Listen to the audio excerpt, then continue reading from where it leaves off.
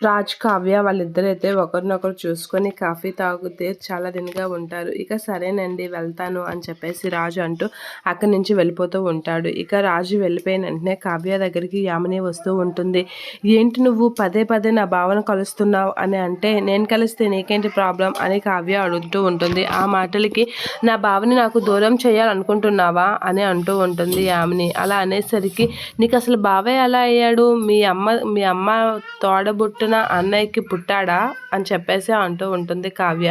అలా అనేసరికి యామిని అలా చూస్తూ ఉండిపోతూ ఉంటుంది. ఏంటిది ఇలా మాట్లాడుతుంది అని అయితే చూసి షాక్ అవుతూ ఉంటుంది.